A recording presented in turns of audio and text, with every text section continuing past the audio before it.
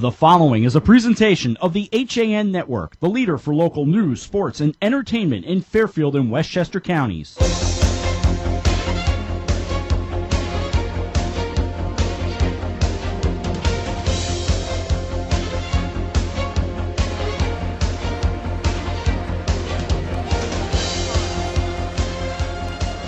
Good evening, everyone, and welcome to Stamford High School for boys basketball on the HAN Network. And tonight, the Norwalk Bears come to Stamford to take on the Stamford Black Knights. I'm Rob Adams, and this is the pregame show here on the HAN Network at Stamford High School.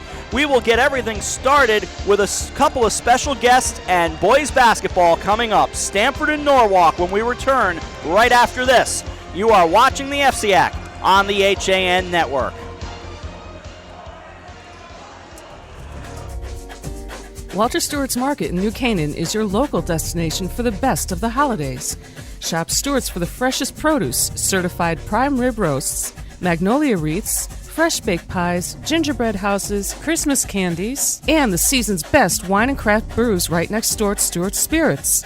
Shop Walter Stewart's, 229 Elm Street in New Canaan, or shop online at stewartsmarket.com. I really wanted something that felt like a home. Coming from a big house, I wanted the feel of a home as opposed to a condo. My property taxes on my single-family home were close to $20,000 a year. Now that I've downsized and I'm in a townhome, and because of the condo tax laws, my fees have gone from $20,000 down to about $5,300 with the star exemption. There is no other townhome that compares in the area. This is where I want to be. You are watching the HAN Network, and you're not alone. Nearly 500,000 viewers enjoyed our broadcast in the first 5 months. Advertise on the network that reaches Fairfield County, Connecticut's most engaged audience. Contact Jessica Murrin, Advertising Director, at 203-273-7312 or email jessica@han.network. Welcome back to Stamford High School for boys basketball here on the HAN Network. I'm Rob Adams. Jake Zimmer, Frank Granito will join me in a few minutes, but we start tonight with a couple of special guests, and I feel like they're old friends at this point. They are the Stamford High boys. Well, they are the Stamford High broadcasters, in fact. Like I said, I feel like I know them, but I'm going to let them each introduce themselves, and I will start right here. Brian Schwartz. Teddy Morantz. Brian, I will start with you since you're on my left. I don't know, just because. Tell me about this boys basketball team. Well, they lost Quay Askew from last year, who was a big part of their offense. And coming into this year, they are a lot smaller, but Jay DeVito is the captain. He's a big-time scorer, so look for him today. I saw him listed on the scorecard as Jimmer. Is that true? Does he really go by Jimmer also? Yeah, a lot of his friends call him Jimmer, and I mean it fits him because he's a great three-point shooter. He's huge for them. And so far, a good start for the Black Knights, but the Bears have struggled early on. I get the sense that the Bears have a little life in them, and this Black Knight team, they're ready as well. I think we've got a good game tonight. Yeah, I really think we do. I mean, I've heard a lot about Norwalk. Jay DeVito, who we were just talking about, told me that they're one of the most athletic teams that they're going to face this season. So it'll be an interesting game to watch. Brian, how's the broadcast been coming along? And are you a play-by-play? Are you a color guy? Kind of what's your role? Love doing both. I especially love doing play-by-play for basketball, hockey, baseball. It's coming along a lot better than last year. We're getting better every time we do it, and we're excited to keep going with it.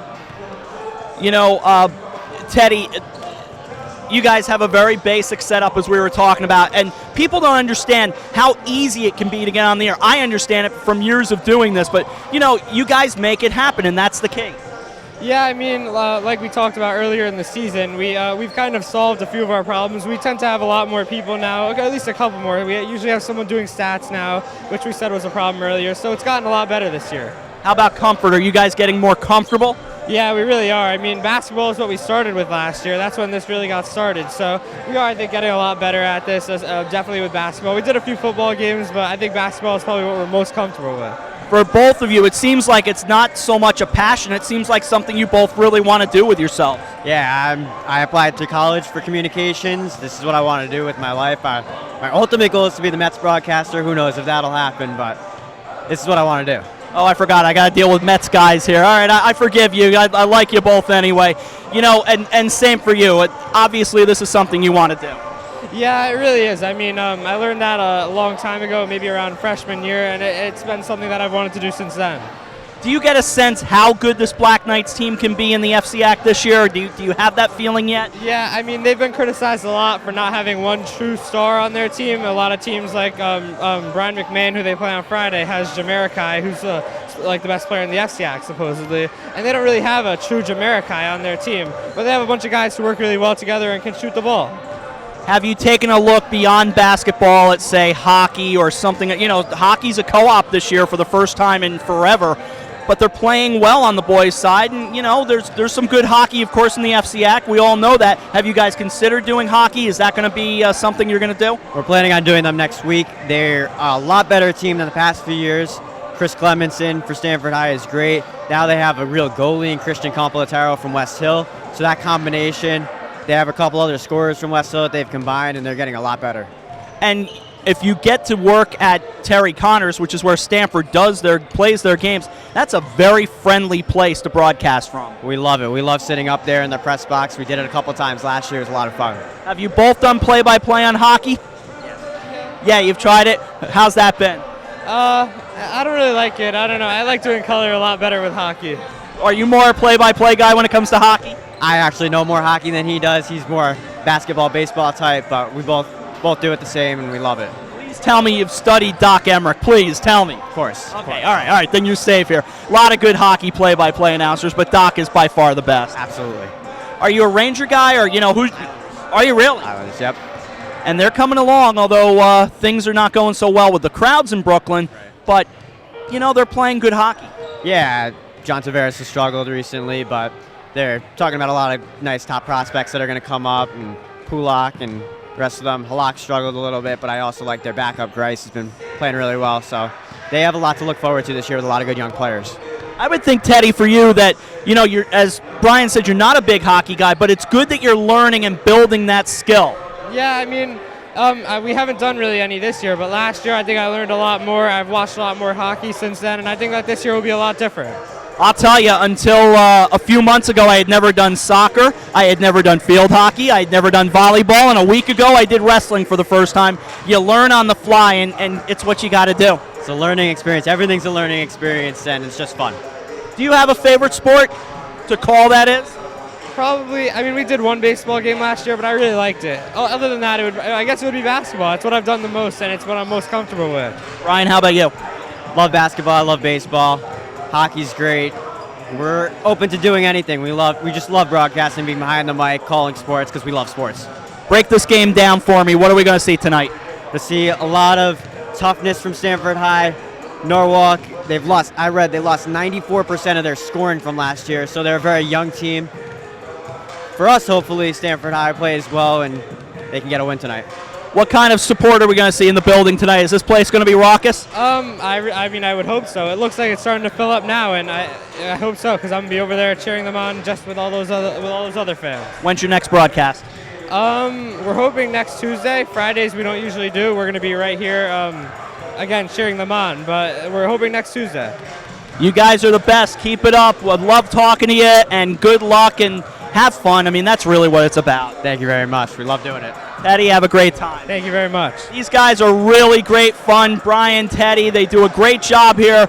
Tune them in, find them. You can get them on Twitter and all of that, and then find them online. Check out their broadcasts. This is what it's all about. We will take a break as we get ready to meet the starting lineups, and then we toss the ball, get it going. We'll get Jake, we'll get Frank involved. We'll get going from here at Stamford High School. Norwalk and Stamford, you're watching the FCIAC on the HAN Network. At Innovative Health and Rehabilitation, we provide an advanced level of care to resolve symptoms and minimize recurrence. Our experienced professional staff design and implement effective plans to return individuals to their prior level of function. We specialize in the treatment of orthopedic and sports injuries, pre-post surgical rehabilitation, performance enhancement, strength and conditioning, vestibular rehabilitation, balance and gait training. A convenient location and flexible scheduling is available to accommodate your needs. We look forward to providing you with a comprehensive level of care to meet your rehabilitation goals. We are also affiliated with 3 high schools, Norwalk, West Hill, and Stamford. Our certified athletic trainers cover the athletic events at the high schools to prevent, treat, and educate student athletes and injuries. Our certified athletic trainers also take part in the New Canaan Youth Football Program. Reach us at 650 West Avenue in Norwalk. Call us at 203-852-9903. Innovative Health and Rehabilitation. Denali is your outdoor retail destination in the Westfield Trumbull Mall. For the last 21 years, we have carefully selected clothing, footwear, and gear from a variety of the best outdoor brands, such as the North Face, Patagonia, Vineyard Vines, UGG, Merrell, GoPro, New Balance, and many more.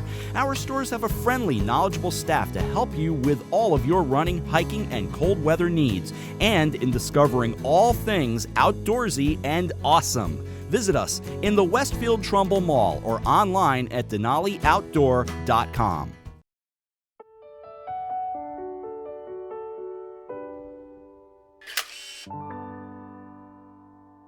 Find over 1,000 special stories at Hospital for Special Surgery. Go to hss.edu/backinthegame.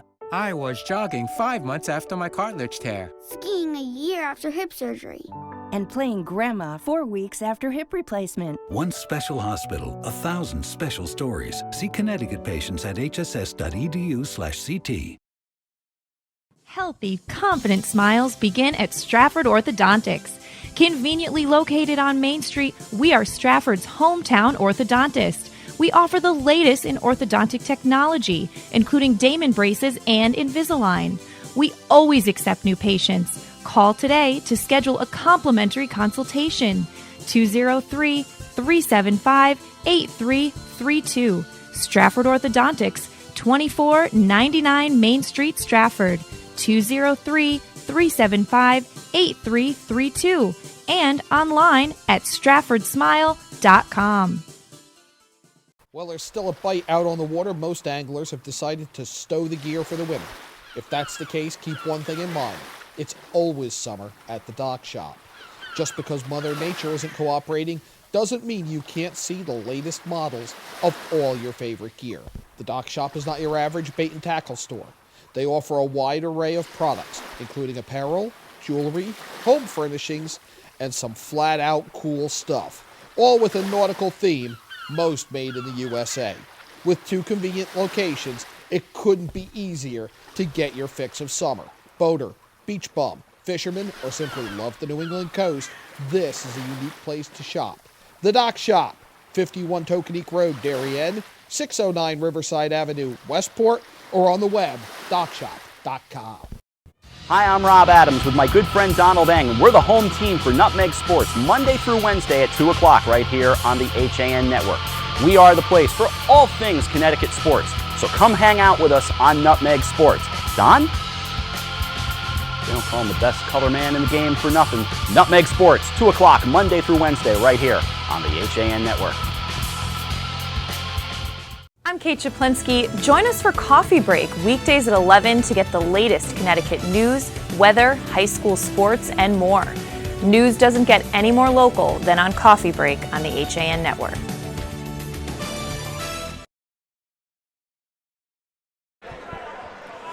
Back at Stamford High School, let's meet the starting lineups, and then we'll bring the guys in. For the Norwalk Bears, they're 1-5 overall, 0-2 in the FCIAC. The lead with DeAndre Russell, A.J. Jerome, A.J. Green, Eddie O'Hara, Mark Crafter Jr., and Jakari Gaynor. Those are the 5. Russell, Jerome, O'Hara, Crafter, and Gaynor. For the Stamford Black Knights, 5-1, 2-0 under their head coach Danny Melzer. They'll lead off with Nico De Laveras, as well as Jay Jimmer DeVito, Jan Carlos Marte, Stefan Harding, and Nee Poby. With all that said, let's introduce Mr. Jake Zimmer. Jake, good evening. Rob, great to be back again. Stamford High, beautiful, beautiful gym. Nice big gym and a nice classic feel again. We're coming to some classic gyms lately. My favorite part about this gym is if right behind us to our left, class of 1943 clock back there. couple baseballs lodged in there. Beautiful, beautiful gym. Perhaps I will tweet it if I get a chance. I took a picture of it earlier. We'll get Frank involved as well, as out comes Norwalk in the green and white tonight. The all green with the white, a little hint of silver in there as well, says Norwalk on the front of the jersey.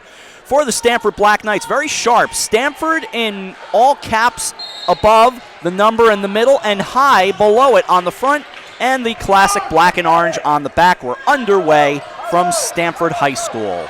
From left to right, it'll be brought up. Crafter deals off, gives it to A.J. Jerome. Up top goes right side, DeAndre Russell. Russell on the near sideline, goes bounce pass back up top for Jerome. No score, 16 seconds gone by. Again, up top, here's Crafter. A screen set for us by head coach Tom Keys. But we'll deal, we adjust. Up top, Russell goes left side, Jerome. A.J. Jerome on the dribble, drives inside, dishes off toward the corner, waiting there Russell. Russell brings it back up top, and the turnover taken by Nico Liveras of Stamford High. They will bring it up, moving right to left. Here's Jimmer DeVito across the timeline. Jay DeVito, left hand on the dribble, gets into the lane, now dishes back out for a three that rattles off the front of the rim, knocked around, saved, but it'll be picked back up by the guy who shot the three, Giancarlos Marte. He goes to his right to DeVito. DeVito directing traffic, calling for help, wants Need Poby to come back out. He does, gets to the block, splits defenders, had it somewhat rejected by Gaynor. Back the other way it goes. Crafter steps inside, backs it out. O'Hara up top, goes to Crafter. Mark Crafter Jr., left side again. Here is DeAndre Russell. We saw him light it up for a bit the other night against Danbury. Back up top it goes to Gaynor. Dealing right side for O'Hara for Norwalk. 90 seconds gone by in the opening stanza. We have no score. Just inside the arc. That is A.J. Jerome. Up top, Crafter. Crafter in a battle of twos. Works right side, gets to the wing, deals to the baseline. Went to throw it up underneath, went Jerome. Now another try, and it's loose, and DeVito will take it. From right to left he goes. Gets to the elbow on the bounce pass, and out of bounds it goes. All that, just about 2 minutes gone by, no score. Frank, I haven't forgotten about you. Good evening. How you doing, Rob? Great to be back here tonight. We've got Norwalk coming in at 1-5, Rob. We talked in the pregame. They lost 94% of their scoring from last year. I think it would be smart to see the Bears get up a couple shots early here. Try to get some momentum going to get on top of the 5-1 Black Knights from Stamford. And the quick look down low goes to Gaynor. He misses it strong off the back of the iron, Frank. Thanks a lot. 2 and change gone by first quarter. Still no score, and still no score, and now we have a score. Jay DeVito makes it 2-0 Black Knights. Game of defense so far. Ball is being moved, but a lot of quick turnovers for both teams, so that's something they got to work on. Here's Crafter across the line, going from left to right in the green. Stamford in the white, as we mentioned. They keep their traditional colors, always looking sharp. Here's a pull-up from the lane, and that is good. Just past the elbow is A.J. Jerome to tie it at 2. A.J. Jerome, a pretty big guy, standing at about 6'1", 6'2", I'd say. Pretty big dude. A long evening in this gym, so you can feel the temperature rising, much like we felt at Alumni Hall the other night. Up top, it's DeVito. DeVito dishes right, goes off to Giancarlos Marte. Marte, the senior, 5'9", dishes inside, all alone, laying it in is Nee Poby. It's a 4-2 game. Marte definitely going to play a huge role today. Saw him in warm-ups lighting it up from beyond the arc. Let's see if he continues to do so. 4:45 to go first quarter, 4-2. Stamford up a bucket. Left side, Jerome. Jerome taking a look. He's got Poby in his face. Here's Crafter for 3. In and out, no good. And the rebound taken initially by the Knights, and now they get it back. It's Giancarlos Marte. Now it'll be Jimmer DeVito to bring it up. Looking to his right to Marte. Marte holds it on his right hip, deals to DeVito between the circles, uses the ball fake, hands it off. Liveras lost the handle on it. It goes out of bounds.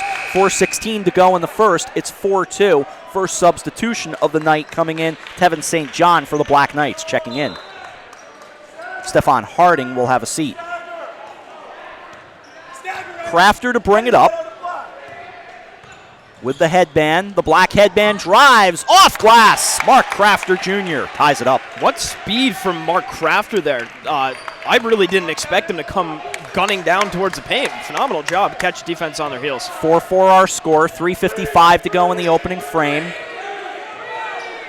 calling signals. They deal left side, going to St. John. Now the ball fake, Poby. Poby backs it all the way out, looks right side, goes over toward the corner, and Jimmer hits the three. Jimmer doing Jimmer things, Rob. Jay DeVito, a great job getting open, spotting up, draining the three. 7-4 game, 3.5 to go in the first quarter at Stamford High School. Great to be here. Long time since I've done a game in this building. Not since I've done a game outside of this building at Boyle Stadium, where we felt like we lived for about a week. Up top it goes, and by the way, there are no regrets in that fact. I would live here. DeAndre Russell has got it up top. 3:10 to go in the first quarter, 7-4 Stamford. Goes right side, Crafter. Crafter, left hand on the dribble, now stops, goes back up top, gets it off there, taken there by Jerome. Jerome got to the elbow, dished right to O'Hara, down low. Here's Gaynor, goes up off the back of the rim, gets it back, trying to get the baseline recovery. Instead, it's a 1-on-2, and it goes off the hands and out of bounds. Last touched off the knee of the Bears. Officials tonight, Tony Martinelli and Ralph Gutierrez. That's some great interior defense by Nee Poby down there. Shut him down completely in the paint. Sophomore Levon Lewis checks in for Eddie O'Hara. Gaynor out as well, and they are replaced. Let's see if I can figure out who replaced them. Lewis was one of them for sure, and also Ryan Searles has checked in. So now the turnover will make it Norwalk ball, 2:49 to go in the first. 7-4 game. Crafter takes a look to the sideline.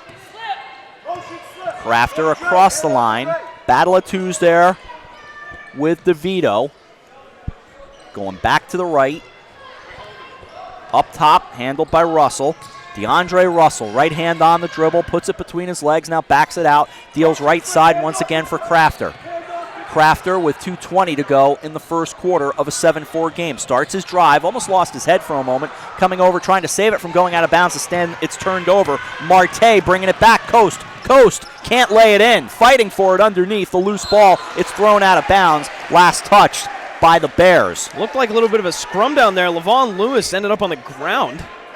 Looks like he's going to be just fine, though. It's a nice physical play. We have that constant, and I've seen this happen 1,000 times. I'll explain in a moment. Nico Lavaris checks out. A.J. Jerome checks out. Tyreek Langley has checked in. I'll explain what I'm getting at in a moment. Inbounded to Lavaris. Goes left to Marte. Marte back to DeVito. Jay DeVito takes a look to his right. There's Lavaris again, the 6-foot senior. DeVito backs it out, goes left side. Love the socks on DeVito, by the way. He gets it back. Deep three coming, and it rattles, no good. The rebound, Langley, and will get a foul. First foul of the evening with a 7-4 lead for the Black Knights. Nope, looks like it will not be a foul. My correction as it goes out of bounds, so it'll be Norwalk ball. They'll bring it up from left to right. Back to your comment on DeVito's socks. Looks like it's a black base with tie-dye. It almost looks like an eyeball. That's what I thought. Great compliment to the sneaker choice as well, silver and a white there. I like it. Very clean look. Very sharp.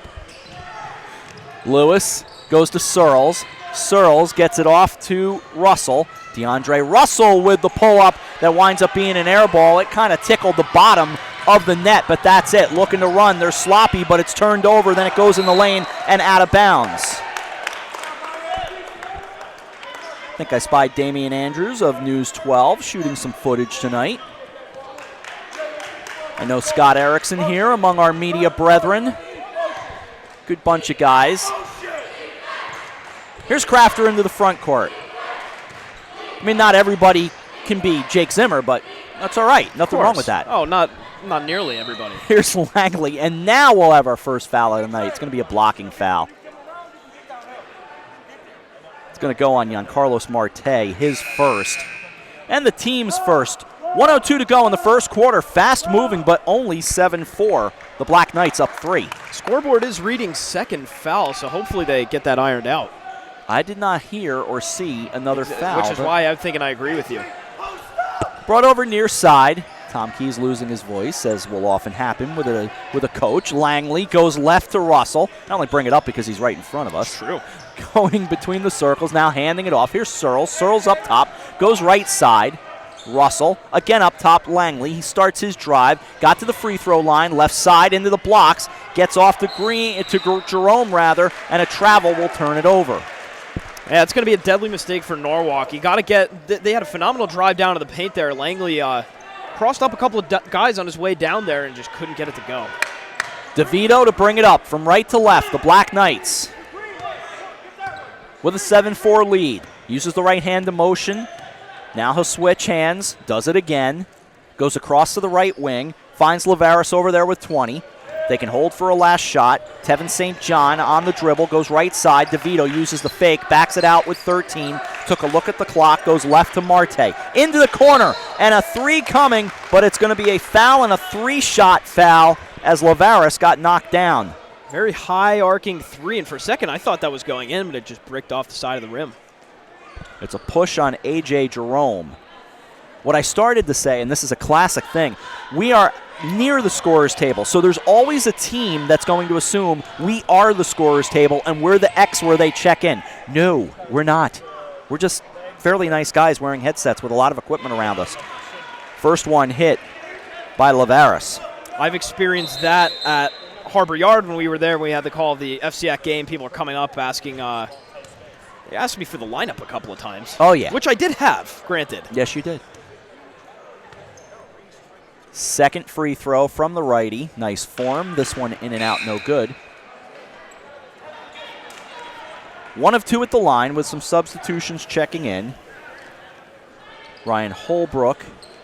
Pobey as well is in, along with Lavaris. Looks like DeVito and St. John are the 5 for Danny Melzer, who's done a wonderful job with this team. Third one misses, so he goes 1 out of 3, and with 4 to go in an 8-4 game in the first quarter, the dish with 1, it's up and it is no good. So 8-4 Stamford after 1. We'll come back and get the second quarter started right after this from Stamford High School. You're watching the FCIAC on the HAN Network. When you experience a sports injury, you want to get better and fast. Coastal Ortho Express gives you direct access to orthopedic care quickly. Their physicians are fellowship trained in sports medicine at world-class universities and are also team doctors for area football teams. For specialized personal care of sports injuries, go to Coastal Ortho Express. Open Monday through Saturday in the iPark building, 761 Main Avenue in Norwalk, or coastalorthoexpress.com. Coastal Orthopedics, keeping you on the move. Tired of all the bull? Relax and enjoy the experience of buying a car at Pamby Chrysler Jeep Dodge and Ram. No bull allowed. Welcome back. After 1, 8-4 our score. Let's check in with Frank Granito. He is over here tonight. Frank. Well, we talked about how Norwalk is a low-scoring team this year. They lost a lot of their offense, but let's credit the defense of the Black Knights in the first quarter there. They hold the Bears to only 4 points and not a lot of quality shots. We saw Norwalk working the ball around a lot, really trying to force it inside where they have a bit of a height advantage. I'd like to see them take some more shots from the outside, see if they can get a little bit of a momentum swing here as we start the second quarter. All right, thank you very much, Frank. Second quarter getting underway. I definitely have to agree with Frank. That's a huge key right there, getting some shots from the outside if you're Norwalk. I neglected to mention somebody else who's in the building tonight as well. Christopher Callan made an appearance. The almighty Cato Taco was here. But he might have disappeared. He said he was going to head out. He lives not too far from here, actually. So we'll see Cato again very soon. Dishing right side. Here's Searles for Norwalk. Goes back up top. Russell goes left side now for Jerome. A.J. Jerome dishes right again for Russell. In an 8-4 game. Now in the lane, it's Langley. The rebound, Jerome. He puts it up, no good. The third try, and the jump ball will be called for here as Gaynor scrumming for it with Lavaris. Possession arrow favors the Bears. I think what the Bears need to have to do right here is try to draw some plays around DeAndre Russell. He's a lethal shooter, and they really haven't utilized him right here. Brought in to Russell, indeed. DeAndre Russell has it up top, hands it off to Langley. Tyreek Langley, the 5'11 sophomore, going to the right corner now. Russell gets to the blocks, sends it down, heads over toward the right corner, keeps the dribble going.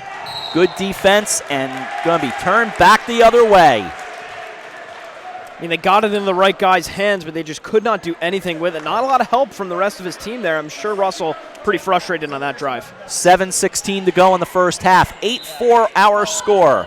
Spy Scott Erickson standing down to the far right. The gentleman in the blue pullover. That is only fault is being a Red Sox fan. Otherwise, I'm a big Scott Erickson guy. But he's pretty fair, to be honest. Uniform enthusiast. Oh, he cannot great. ever knack that for him. Love talking unis with him. Left side, Lavaris. Right hand on the dribble. Gets to the blocks. Dishes off right near the elbow. The pull-up jumper no good by Harding and taken back the other way. Almost knocked away from Gaynor. He picks it up in the front court. Dishes back to Langley. Langley goes left side. Searles in the corner. Now Gaynor. Gaynor left wing. Searles a three. That's good. Ryan Searles makes it a 1-point game. 8-7. Stamford up 1. 6.5 to go in the first half. It's the right call. I think we need to see more of that if Norwalk's going to have a shot in this game. Marte now dishes to, again, Marte had it up and went to throw it in. Taken back the other way by Langley, and out of bounds it goes. 6:10 to go in the first half. Looks like that went off Stephon Harding. Might have grazed his tip of his fingers going out of bounds there. So it'll be brought in by Norwalk and Tyreek Langley. He gets it in. Searles thought about the three. Instead, it's Crafter and deals inside, dealt to the other team. That's a problem.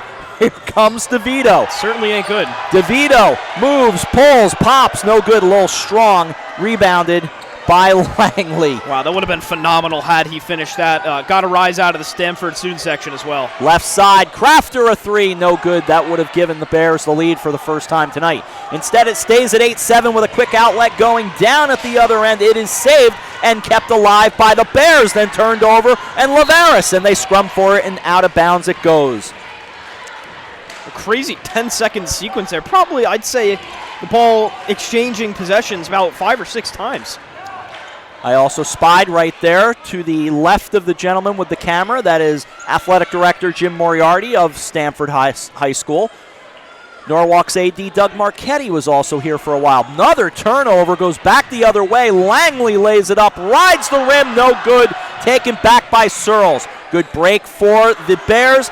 Threw it to the wrong place. Goes all the way down to a young man. He's not on a team. That's a turnover. It's crazy, but I think this actually might be Norwalk's saving grace. It's kind of keeping them in the game right now. Stamford has gotten no quality shots off, maybe except the shot where DeVito had quite some room after juking one of the Norwalk players, but almost works in Norwalk's favor here. Also a little sloppy. Definitely a little sloppy. That's never a good thing. 5:20 to go in the first half. It's an 8-7 game on the inbound that comes in to Marte. Left hand on the dribble, switches hands now as he gets to the Black Knight at center court. They have used that Black Knight logo for many years. Driving to the elbow, and it goes up and in. I started to say it was DeVito, but then looks like Tevin St. John. Tevin St. John finished. Again, great job sticking with it. Double team down in the paint and stuck with the play. O'Hara will check back in to make it a 10-7 game. Now the bonus. 3 the old-fashioned way. 2 dribbles, a toss, 1 more dribble, bonus, no good. I believe you used that term Saturday night, too. 3 the old-fashioned way. And it truly is the old-fashioned way these days. It was the only way you used to be able to get a 3. Long before the 3-point stripe came into play. Back in the Jerry West days. Down it goes to O'Hara, off glass, no good for the Bears. So they'll bring it back the other way. St. John across the timeline, hands it off to Marte. Marte goes to DeVito.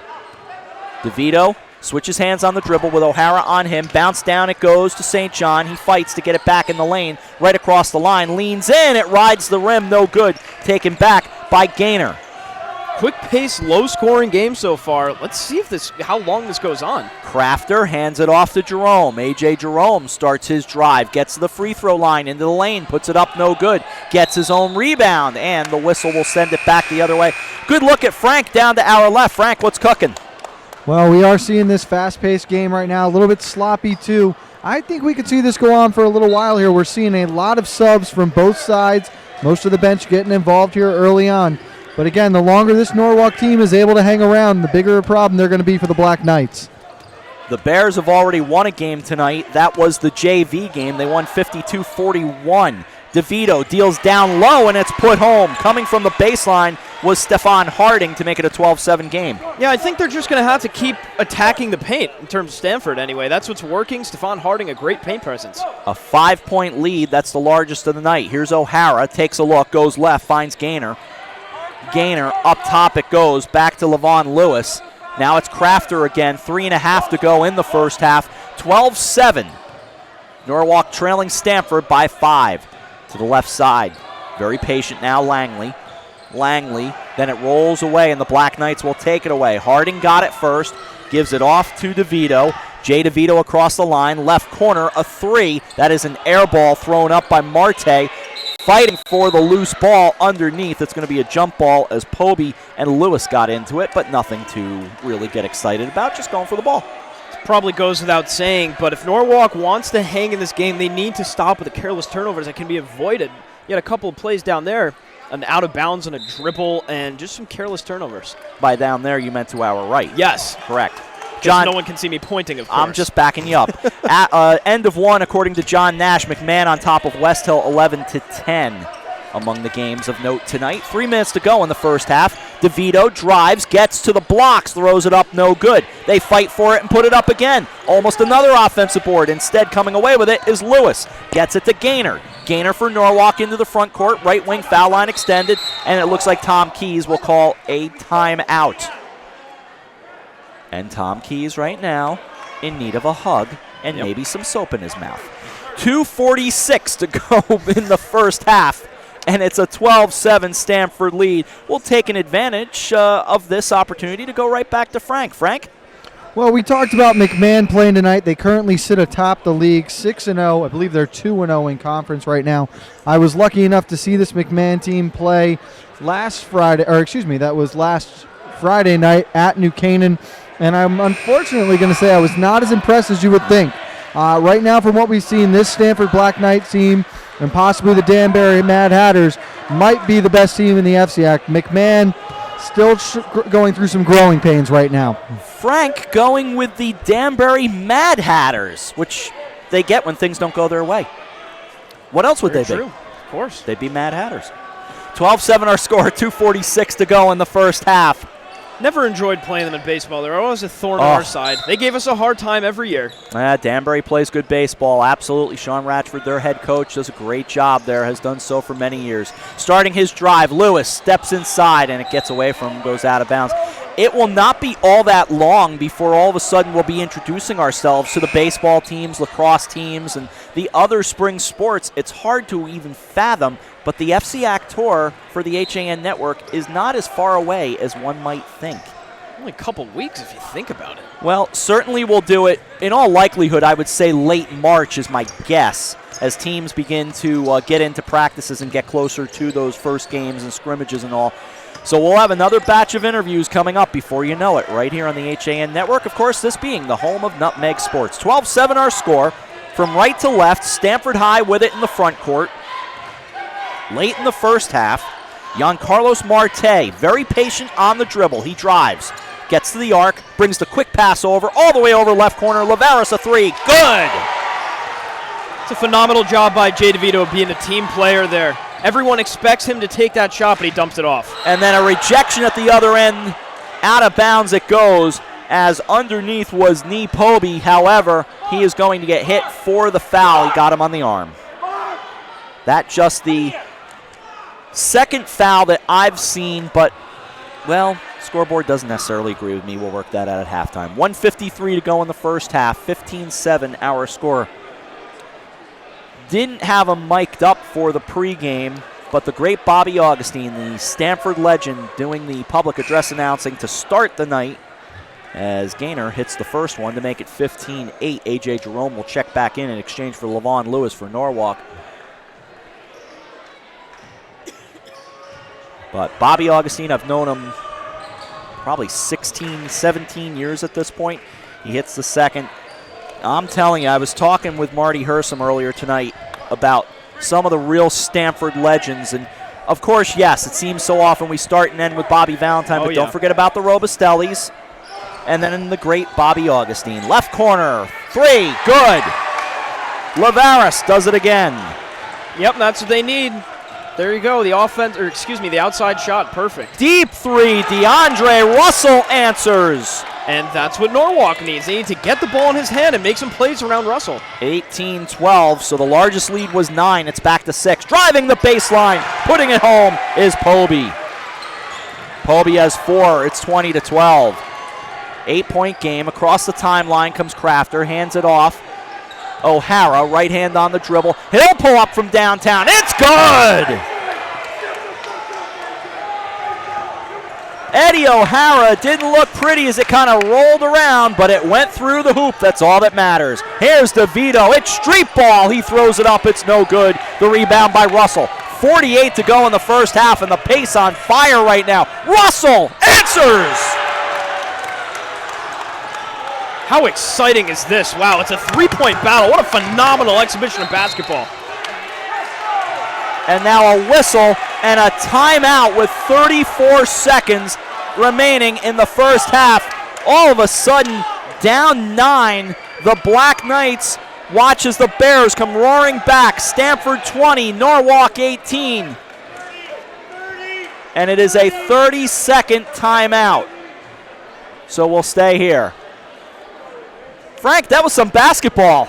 Well, so much for thinking they're going to have to slow down. Instead, they go and pick the pace up with a barrage of threes at both ends there. Norwalk's cut the lead to 2, and what a great way to end the half for the Bears. 30 seconds left, mind you. And also, Rob, just wanted to remind you that David Faraday will have nothing on me on the Lynx in the spring. Very fair, Frank. That is an excellent point. It is a 9-2 run from our buddy Sean Saylor. St. Joseph up 48-39, 90 seconds remaining in the first half of that game. That's on Fairfield Ludlow. So St. Joe's 48 and Ludlow 39, as Sean writes, turnovers killing Fairfield Ludlow all game. And a strong Fairfield Ludlow team, too. You had the likes of a couple sophomores, Cole Pruitt-Smith and Greg Lawrence, phenomenal players. And a good one down the road, Wilton up on Greenwich 43-42, 5:25 remaining in that one. Half minute remaining here in the first half, 20-18. Over to the near side. Here's Marte, right hand on the dribble. Tom Keys losing his stuff as it brought over near side. You might need to take him up on that hug. Here's Lavaris, bounce pass right. It goes into the lane and rejected out of bounds by Gaynor. This is a revitalized Norwalk team. They're playing with so much more intensity as I think Tom Keys breathed it into them. Tony Coleman will check in for Norwalk with 13 to go in the first half. 20-18 our score, and it's inbounded with the Black Knights. Down to 10, brought over near side Marte. Here is DeVito, who traveled. Yep, Stamford fans and coaches alike don't really agree with it, but that's the right call there. Took a couple of steps. Searles comes back in, as does Jerome, and Tony Coleman steps out. 7 to go in the first half.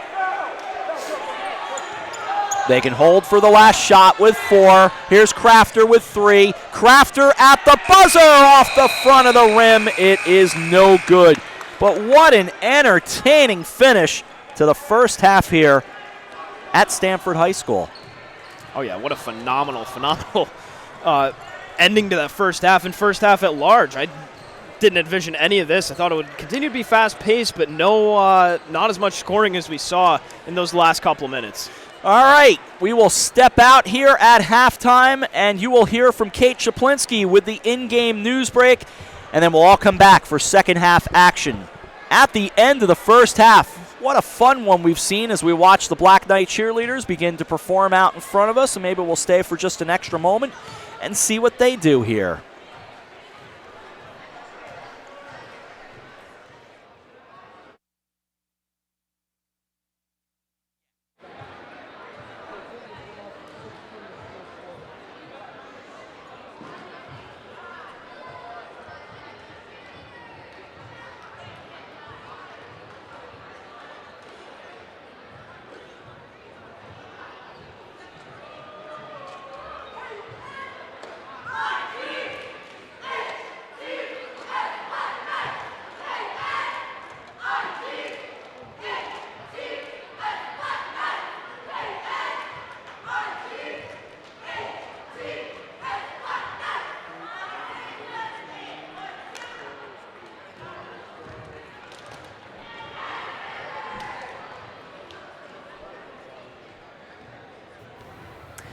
I'm Kate Chaplinsky, and this is your HAN Network in-game news update, bringing you some of the area's top headlines for January 12th. A former Stratford teacher's aide charged with having a sexual relationship with a student now faces new charges of sexual assault with another minor that police say occurred at the Trumbull Marriott. 46-year-old Kyle D'Amato Cushel was arrested by Stratford police in early December. This week, Trumbull police charged her with 1 count of sexual assault in the 2nd degree, 2 counts of 4th degree sexual assault, and 4 counts of risk of injury to a minor. Police say that D'Amato Cushel turned herself in on a warrant that stemmed from a sexual assault investigation involving 2 juvenile males at the Trumbull Marriott back in August 2014. According to a report, D'Amato Cushel had sexual relations with a 16-year-old Stratford boy and his friend, a 15-year-old Stratford resident, in the hotel. The Stratford Police Department contacted Trumbull detectives about an open investigation that was taking place in their jurisdiction.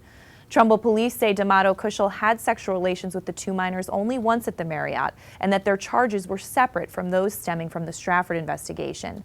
D'Amato Cushel is scheduled to appear in court on these charges on Thursday, January 21st. She's a former paraprofessional at Worcester Middle School in Stratford and will also be in court to face 5 charges related to her December 8th arrest by Stratford police.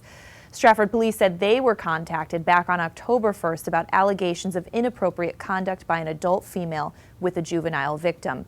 Stratford police later confirmed that D'Amato Cushel was involved.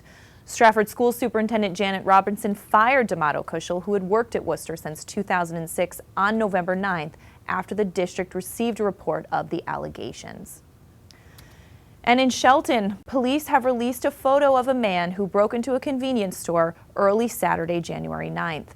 Surveillance cameras captured images of a burglary at the Monsmart at 198 Leavenworth Road in Shelton around 12:30 in the morning. Footage shows the suspects entering the lot in an older model light blue station wagon. The passenger got out of the vehicle and smashed the front glass door with a tire iron, then entered the store, stealing cigarettes and other items. Police said the vehicle described and the suspect pictured are believed to be responsible for recent burglaries not only in Shelton, but surrounding towns as well. Shelton police ask anyone who recognizes the man or who has information on the burglaries to contact them at 203-924-1544. All calls, they say, will be kept confidential. And after a missing Wolcott man's car turned up in a mysterious accident in front of the Stamford Government Center last Thursday, police have joined the search for Scott Basil.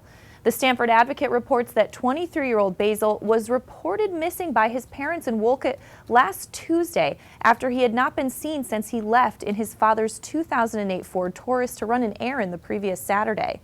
On Thursday, the car showed up in Stamford after it jumped a curb and slammed into a light pole next to the Government Center on Tresser Boulevard. Following the accident, which totaled the car, a man driving the car ran away before police got there. But videotape of the man fleeing shows he was not the missing man.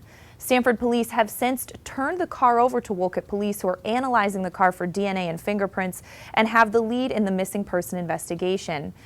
Stamford police said that Basil's family said it was very uncharacteristic of him not to show up for work or not to get into contact with them, and they are fearful for his safety. Reports of Basil's investigation say he was last seen at a bank in Norwich a week ago, Sunday. Police describe Basil as having hazel eyes, black hair, and wearing a gray golf hat, black Nike pants, and a hoodie.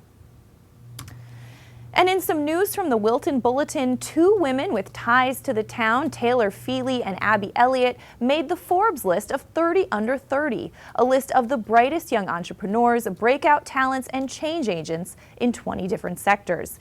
Feely is a 26-year-old immunology researcher and a PhD candidate at the University of Chicago, whose novel way of looking at food allergies through the prism of gut bacteria has led to the development of potential new probiotics that, for example, will allow infants with allergies to milk to drink it safely.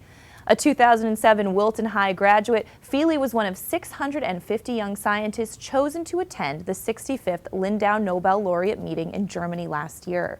And Elliott is a 28-year-old actor and comedian who seems to be on the road to small screen success, according to Forbes. Raised in Wilton, Elliott is known for her roles on Saturday Night Live and How I Met Your Mother. She now stars in Bravo's first scripted series, Odd Mom Out, which renewed for a second season in August. You can get more on that story at wiltonbulletin.com.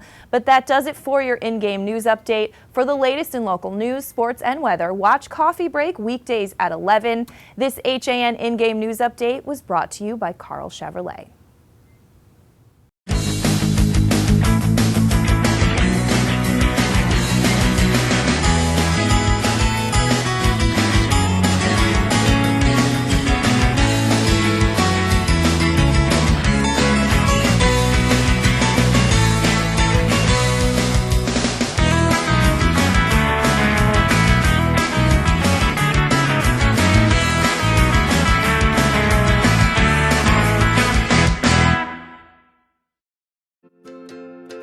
Connecticut is coming back to hometown banking,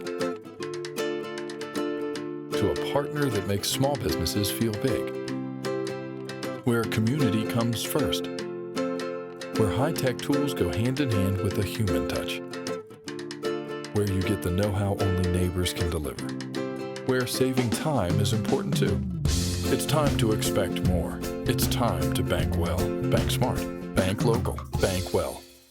Here at the Darien Sports Shop, we are very excited about our newly redesigned men's department. Gentlemen, if you're shopping for work, weekend, or wedding, we've got the latest styles and trends inside our spacious new department just for you.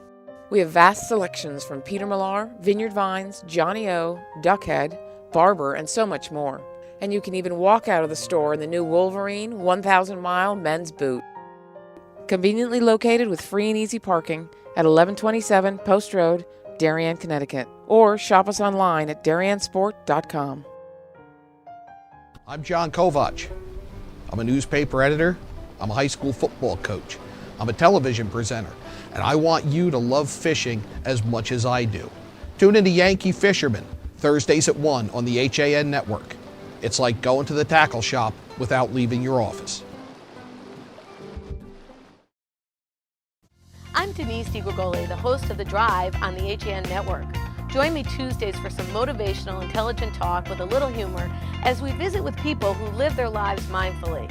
Tune in to The Drive live on Tuesdays, 12:30, here on the HAN Network. You are watching the HAN Network, and you're not alone. Nearly 500,000 viewers enjoyed our broadcasts in the first 5 months.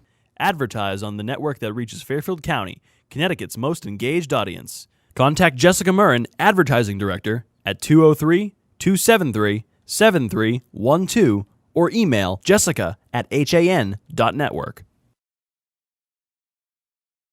Back on the HAN Network as you look over Bill Bloxham's shoulder is brought to you by Bankwell. Bank smart, bank local, bank well. And by Coastal Orthopedics, keeping you on the move. And also by the Darien Sports Shop, established in 1946. As we come back courtside at Stamford High School with Jake Zimmer, Frank Granito, I'm Rob Adams. Our entire crew on hand tonight includes Eric Gendron directing, AJ Simonowski just doing what AJ does. A little under the weather tonight, trying to fight his way through it. Marty Hersom, Bill Bloxham, and Josh Fisher. And Cato was here for a minute, so we give him credit as well. I'm telling you, the other night, now it's warm in the gym tonight. The other night, I thought that gym was just suffocating up at Fairfield. Well, don't forget, we had the Trumbull student section breathing down our neck. As you get a look at scissor lift cam, Marty Hersom going up top. What a gorgeous shot. And still going. That's beautiful. Well played, Mr. Hersom.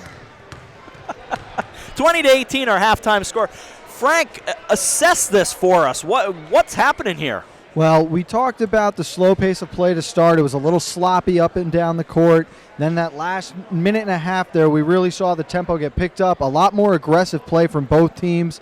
If you're Stanford right now, I would go back to the dribble and kick or the dribble drive and dump it down low. They are collapsing from the Norwalk defense, and you're getting looks down low. If you're Norwalk, stay aggressive. Come back out and keep firing threes. If it ain't broke, don't fix it. Your thoughts? Yeah, I'd have to agree with Frank here. I think Norwalk, I'm going to stick to my gut here and what I've been saying all game. I think they need to find ways to get the ball into DeAndre Russell's hand. You saw what he can do. That's NBA range almost from three a couple of times. So hopefully they come out with the same fire they did in the last 2 minutes of that first half, and we'll see what happens. Tony Martinelli having a laugh with Eddie O'Hara as the second half gets underway. To the right side we go. Up top, they'll dish off to the wing. Here's O'Hara for three. That's no good. Would have given Norwalk their first lead of the night. This to tie it. It does. Jakari Gaynor makes it a 20-all game. Third tie of the evening. Here's Stamford across the timeline from left to right. It also got loud in that gym the other night. My ears were cracking something fierce, and I thought I actually didn't feel well. In the end, it was just the gym. What a great night that was. Between the circles, Jay DeVito drives to the blocks. Off glass gives Stamford the lead once again. Looks like he was double-teamed by Gaynor, and I believe that was A.J. Jerome down there, too. Great job to get around him. Here at the other end, left side, Russell backs it out. DeAndre Russell to Eddie O'Hara. Quick pass goes right side. Here comes Gaynor. Gaynor to the right blocks. Takes a look. Goes back out. Mark Crafter Jr. He's out there. Foul line extended. Left hand on the dribble. Has a pick set for him as he brings it over near side. A deep three. No, it won't fall, but the offensive rebound. Driving in, though, underneath, fighting for it. Gaynor. And out of bounds. It'll be Stamford ball. And after a half with only 2 points for Mark Crafter, the headband is gone. Could be superstition. Getting rid of the bad omens. Maybe he just wears it in the first half. I don't know. That's an interesting question. Those are the kind of nuggets you got to dig for. 6.5 to go in the third quarter. 22-20. Stamford up 2 on the Norwalk Bears. To the left side we go as we are inside the Paul Cookso Gymnasium here at Stamford High School. Fighting for it. It's turned over. Here comes Crafter in a 1-on-2. He slows up. No. The putback. No. Trying for a third one. It will not be a jump ball. It comes back the other way and almost turned over. Looks like Crafter will get called for a reach-in. Very close. Playing very, very aggressive defense. I'm sure that Tom Keys can't be really too upset with that because that's just a great job of aggressive D. Mark Crafter picks up his first foul. Nobody in foul trouble at all. It's been very well called here tonight and very well played. Despite the low score, the shooting's not phenomenal, but everything else has been pretty good. Right side, they'll go to Lavaris. Lavaris off to Marte. Marte back to DeVito. A good battle between DeVito and Eddie O'Hara. He splits the defenders, goes underneath, and a foul. Jakari Gaynor will pick up the foul. It'll be a shooting foul. That's the first one on number 40, and it'll send Pobey to the line. Huge Stamford orange flag coming out of the student section. That's probably the biggest flag I've ever seen at a high school game. It's quite a big flag. One of the biggest flags I've seen for a high school basketball game. Free throw up, and that is good. When you get to football, all bets are off. That's, anything's fair game in football. DeAndre Russell comes over and talks with Tom Keys. Second free throw on the way, and that is no good. So 1 out of 2 from the line, and it's 23-20. The lead was as large as 9. Russell into the front court. A nice crowd, not a big house here tonight, but they're having a good time nonetheless. Up top, Crafter. To the near side, O'Hara. Foul line extended in the green and white with that hint of silver in it. Left hand on the dribble goes Russell as he drives inside. Got near the left blocks. It's brought back out O'Hara. He lobs down low into the left side of the lane. Now here to the right side. Here's Russell, a 3. That rattles. No, it's too strong. Fighting for it, Gaynor. And a travel will turn it over as Gaynor had the offensive rebound, but Ralph Gutierrez not letting them have it. It's a killer right there. I don't think anyone on the Norwalk bench was too happy with that. So from left to right go the Stamford Black Knights, brought up by Jay DeVito. The 6'1 senior gets across the line, takes a look, starts to drive, got near the elbow, goes right side. Marte with the no-look, quick pass down low, and the turnover taken back by Crafter. Crafter brings it near side. A.J. Jerome in the lane. Off glass. It's good. Double teamed again there by Harding and Pobey. And that was just a phenomenal job getting to the hoop. 23-22. It's a 1-point game. 4:45 to go in the third quarter at Stamford High School. Right side, starting to drive to the baseline. That's an air ball, but he got his own miss. Dealt back out. 3 coming. That's too strong by Lavaris. Fighting for it, taken back was Poby. It goes out of bounds. Getting screened by the subs now coming in. That's the one advantage to, well, one of many advantages to a monitor right in front of us, indicates that it'll be DeAndre Russell to bring it in. Crafter checks out. Very competitive, good basketball game here tonight, 23-22. To the right side goes Tyreek Langley. Langley now down low, Gaynor, and we'll get the jump ball. A little frustration from Gaynor. It'll go the other way. Definitely emotions running, but I don't think anything close to what we saw on Saturday night. That was, crosstown rivals. Got heated pretty quick, but as you and I had the call and we saw, it evolved to just passion, I think. Yeah, I think in the end those officials handled that a lot better than I might have even initially thought. Oh yeah, very, very professional. Yep, to the other end, Lavaris turned back over. If you haven't seen the Trumbull-St. Joseph game, it's in our archives. Left side, here's Searles for a three, that's no good. Norwalk again trying to grab that lead, and it goes out of bounds. Got to have that shot if you're Ryan Searles there. Wide open, gives you the lead for the first time in a long time. I believe maybe the first time in the game. It will be. There have been 3 ties, but no leads for the Bears. Quick look down low, and there won't be a lead again as it's laid in by Poby. 25-22. Lavaris was the leading scorer at halftime. He had 7. Russell had 6. Lob down low, Gaynor. Gaynor out to Searles. Searles back to Gaynor, playing catch. They'll bring it across to Russell. Russell to the right baseline. Russell high off glass, no good. Trying to save it from going out of bounds. Nice save and a good job by Poby. It'll come back the other way. Looking to run. The quick outlet down low. Reverse and lay it in by Harding. 27-22. Just like that, it's back to a 5-point game. 3:07 to go in the third quarter at Stamford High School. They scrum for it underneath the basket. Back out it comes. It'll be saved by Searles. He goes to his right and gets it to Russell. Russell, right wing, foul line extended. Goes to the far side, hands it off to Langley. Langley, the bounce pass to Jerome, who can't hit. He gets his own miss. It goes out of bounds. It'll stay with the Bears. Frank, you've got a good look at all of it. What's going on? Well, a couple rough possessions for the Bears here the past few times. Missed opportunity on the open 3, and then 2 quick turnovers there. Lucky to get that ball to stay their way. Got to keep your composure here now. Don't force anything. It's still only a 2-possession game. The quick inbound comes to Searles. He misses a 3 short, and it's taken back by Poby. So it stays at 27-22. Go ahead, Jake. And talk about forcing offense there. That was not a good shot. That was very forced. Here's DeVito. Had it rejected by Gaynor. Quick NFL note, by the way, looks like the Raiders are not moving. They'll get money to build a stadium in Oakland, but it does look like the Rams are leaving St. Louis and the Chargers will leave San Diego. And to quote Josh Fisher, I think everybody wins that scenario. Well, we'll find out as it came in and we get a foul in the lane. I really didn't want to see the Chargers leave San Diego. They had a lot of history there as the foul is picked up by Gaynor. It's his second. Did you know, in fact, their first stadium, Balboa Stadium in San Diego, I went and found Balboa Stadium. It is now a high school stadium. Wow. Sits right near Interstate 5. First free throw is good.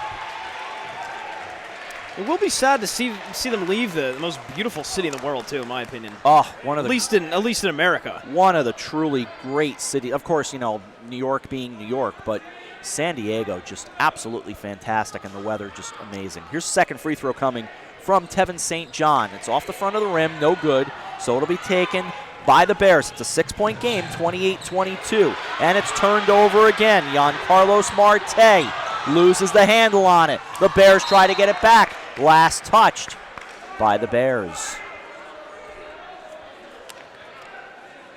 28-22. 2:18 to go third quarter.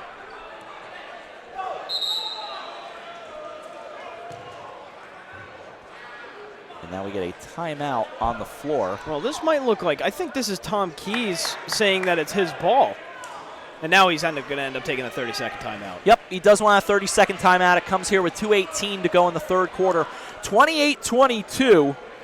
Stamford up 6. Earlier tonight, we saw the freshman game, and Stamford won that game 52-45, while Norwalk won the JV game 52-41.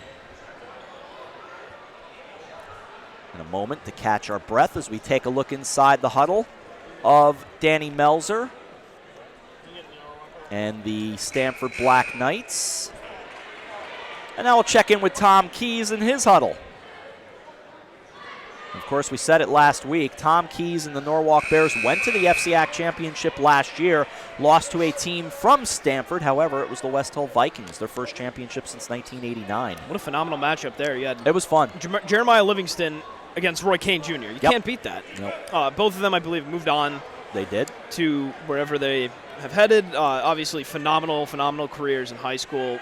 Jeremiah Livingston shattering records over there at the high school right up the road. So we'll bring it over near side. It'll be brought across the line by St. John. Almost turned over, now taken back, pulling up. That is no good by Marte. They'll fight for it. It's St. John between two defenders, backs it out. Ball movement comes to DeVito. He misses, and it stays 28-22. 1:50 to go in the third quarter. The Bears have not led. There have been 3 ties. Up top, Mark Crafter as A.J. Jerome gets ready to check back in. Goes right side for Langley. Langley into the corner to Searles, and the ball movement and a foul. Big mismatch in the paint there. Looks like that's going on Marte, his first. Comes with 99 seconds remaining in the third quarter of a 6-point game. What an excellent no-look pass on the other side of the court from Marte, too, to get it to DeVito. Would have been excellent if they had capitalized. Crafter on the inbound, brings it over near side Searles. Searles comes over to Langley. Langley up top to Jerome. Jerome back to Langley, left side. They do it up top. They go to the right side. Crafter, 3, rattles, falls. So Mark Crafter cuts it back to 3. They're going to need for him to start heating up if they want to get back in this game. The Bears with the small press, and it turns into Knight points. Pobey puts it home. Back to a 5-point game, 30-25 as we come down to the final 60 of the third quarter. Right side, Crafter drives, gives it off. Jerome off glass. It will not fall. The rebound secured by Pobey. 50 seconds remaining in the third quarter of a 5-point game. Brought all the way across, Pobey dishes back out St. John. Up top, he's got it. Scrumming there with a Bear. It's Langley, pulls it back out, takes a look, goes inside. Ball getting moved around. Now it's DeVito, half-second remaining in the third, drives to the blocks, and the foul. It's a good job by DeVito there. He saw a couple of smaller guys there, decided to take advantage of them down in the paint and get to the line. A.J. Jerome picks up his second foul. 4th team foul on the Bears, only 1 on the Knights here in the second half, putting Jay DeVito at the line. DeVito, a couple of dribbles, tosses the ball in his hand. First one, no good. It's a killer. Missing free throws never a good thing, obviously. Jerome checks out, and the senior Eddie O'Hara checks back in. Second free throw on the way. It looks like even more fans settling in or just relocating around the gym. 30 ticks on the clock in the third quarter. Hope you're enjoying it here on the HAN Network. We are back in action on Friday night with girls basketball. We'll be at Ridgefield High School, the rematch of the FCIAC championship of last year, Greenwich and Ridgefield. 7 o'clock tip-off here on the HAN Network. Free throw coming. That is good. DeVito goes 1 out of 2 at the line. It's 31-25. 25 seconds remaining third quarter. It got tipped away, last touched by Nico Lavaris.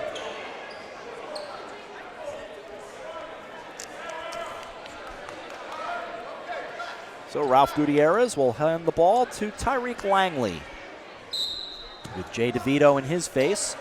Not much press there as it's brought in Taken by Mark Crafter Jr. Goes right wing, foul line extended. Heads over toward the right corner on the wing. 15 remaining in the quarter. Down low it goes, put up and in. And O'Hara scores. 31-27 as we're down to 8. DeVito in the backcourt. Gets it ahead Lavaris. Lavaris driving with 3 and a whistle and a foul. Looks like it's going to go on Jakari Gaynor if that's the call. And he is making his way toward the scorer's table. That is the case. That's 3 on Jakari Gaynor. Not good for them being down by 4 points in this kind of game. In comes Levon Lewis, the 6'3 sophomore. I would imagine Gaynor will come out, and he does. Gaynor pleading his case with Tom Keys,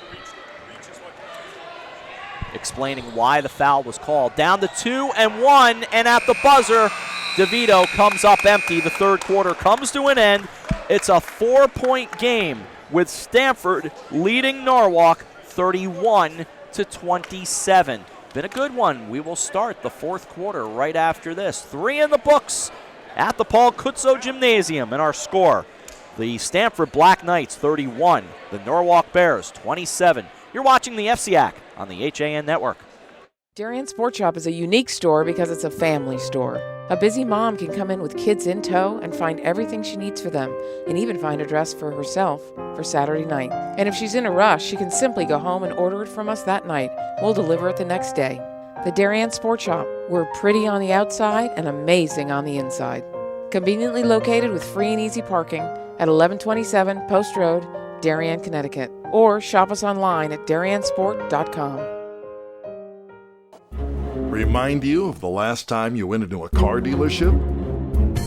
Experience stress-free waters at Pamby Chrysler Jeep Dodge and Ram and find out how easy buying a car really is. Welcome back to Stamford High School with Jake Zimmer and our crew here on this Tuesday night. I'm Rob Adams. Stamford leading Norwalk 31-27, and we're not forgetting about Frank Granito as well. He's on the court. Well, with a 4-point lead, the Black Knights head into the fourth quarter here. And if I'm coach right now, I'm putting the ball in DeVito's hands and letting him run this offense again. They were most effective in the first half and early in the third quarter there, where he was driving, penetrating, and using not only a high-scoring option for the team, but also looking to dump it off to the easy buckets. And if you're the Bears right now, this is exactly where you want to be. 4 points behind the number 2 seed in the FCIAC right now. Big opportunity for Norwalk. All right, Frank, thank you very much. 7:53 to go. Fourth quarter. O'Hara goes left side. Russell into the corner. Here's Crafter. Crafter on the dribble. Now deals back to Russell. Up top goes to Langley. Langley goes right side. Only one player in any kind of foul trouble. It's Jakari Gaynor. He has 3, and they all came in the third quarter. Up top again, Crafter, and away from the ball, we have a foul. It might be an off-ball foul on Stephon Harding. It is. So for Stephon Harding, that should be his second. They do put the score, of course, the numbers of the foul up on the scoreboard, so we always appreciate that. An advantage that we did not have at Alumni Hall Saturday, so good to, that was about the only drawback I can think of there. Quick into Russell, 3, no good, too strong. Great rebound by O'Hara, who came flying from the corner, but then he giveth and he taketh, and it goes out of bounds. A lot of hands pointing in different directions there. The referees will, Tony Martinelli and Ralph Gutierrez will talk it over. And they do, and they look. Tony Martinelli says, Tom, calm down. We'll call the jump ball and send it the other way. Interesting call there. Tony Martinelli, one of the best, been around a long time. And you need that calming presence. He handles that very well, walks over to Tom Keys and said, here's what I saw, Coach. Take a deep breath. Absolutely, and I think that's definitely, you have to appreciate that as a coach when the referee does that for you, and nice and calm. 7:19 to go, fourth quarter, 4-point game. The Black Knights have led all the way. Here's DeVito getting down low, knocked around. Good job by Lewis. Here comes Russell. Russell right side, corner 3. Crafter, no good. Rims not being friendly, and Poby will slow it down. 7 to go. Across the timeline, here's DeVito. DeVito with the bottom of that number 2 jersey pulled out of the shorts. Starts to drive, hands it off, goes to to Marte, and Marte connects. That's what they need to do. That's what happens, as Frank mentioned, when you have Jay DeVito charging this offense and drawing some plays up. Crafter between the circles and a foul. And it's going to go on Nipobi, his second. But how about Marte? His first 2 points of the night, got right to the free throw line. Little contact after the ball was gone. No whistle, seemed incidental, and that's that. Now he gets something underneath.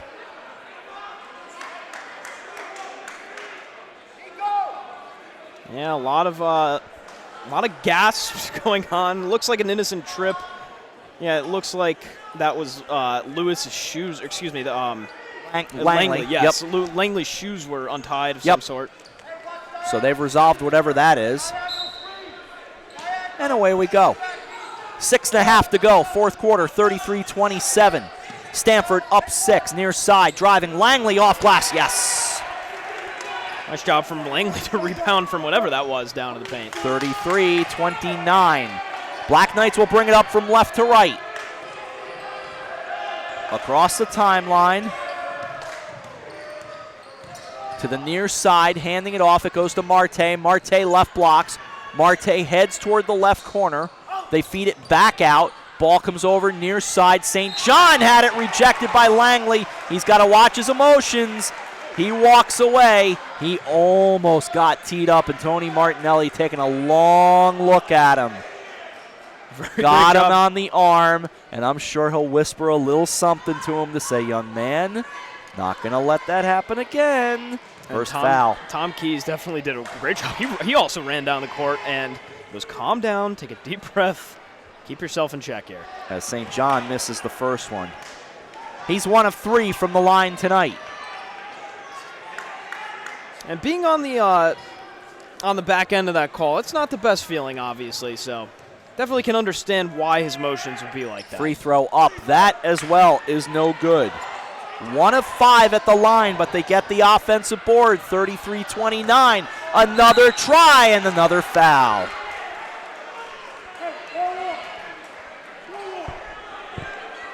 Again on the arm. Much more aggressive D being played from Norwalk, if that's any positive that they can take away from the circumstance. Unfortunately, 7 fouls for them. That's not in a place that they want to be. 5:54 left in the game. Levon Lewis picks up his first, and again, the shooting troubles at the line continue for Tevin St. John. Misses the first. He'll try to get the second.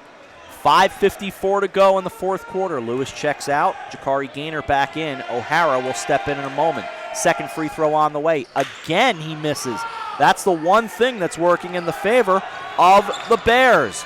Here's Crafter across the line with under 5:50 to go. Crafter gets it back, gives it left wing, foul line extended, drives off glass, no, but a foul underneath. And it's going to be a charge, wow.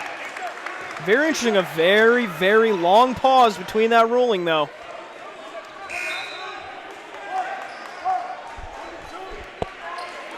And it's going on Tyreek Langley. It's his second with 5:41 to go. 2 tough fouls for Langley in the past minute. I'm sure he's not a happy camper.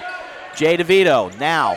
He gets it back from Stephon Harding. Steps across the timeline from left to right in the white, the black, and the orange. Brings it up top. Heads toward the left elbow, hands it off. Here's Marte. Marte just inside the free throw line. It's off the front of the rim. Taken back, it's a 3-on-2. Driving down Langley. Langley! And the foul in the lane. And that's a great job by Langley. He caught Marte backpedaling on his heels and consequently ended up getting the blocking foul. For Giancarlos Marte, it's his third foul. Marte and Jimmer DeVito are the team captains for Danny Melzer. Not a shooting foul, a 4-point game with 5:17 to go. Stamford up 33-29. They'll go right side. Langley again. Inside, throws it up. They just cannot hit. Another big miss there. Here's Marte looking for the response. Brings it down into the front court. Along that left side. Backs it all the way out. Right to the Black Knight he goes. Starts the dribble. Starts the drive. Gets into the middle of the lane. Stops and pops. No good. And it's taken back by Crafter. Mark Crafter Jr. with Jakari Gaynor down in the backcourt, comes up limping, and a whistle stops play with 4:47 to go. It's the right idea there from Artade. You get a couple guys down in the paint, spotting up, ready to take the charge, and he kind of floated it right over them. Fortunately, couldn't execute. Gaynor out, A.J. Jerome back. 4:47 remaining, 33-29 at Stamford High School. Langley to inbound, gives it to Crafter. Crafter goes right. O'Hara gets it back. Crafter gives it off left Langley. Langley right hand on the dribble now, beg your pardon. Takes a look to his right, goes left to Crafter. 4-point game, 4.5 to go. Back to Crafter. Crafter gets a hand check from DeVito.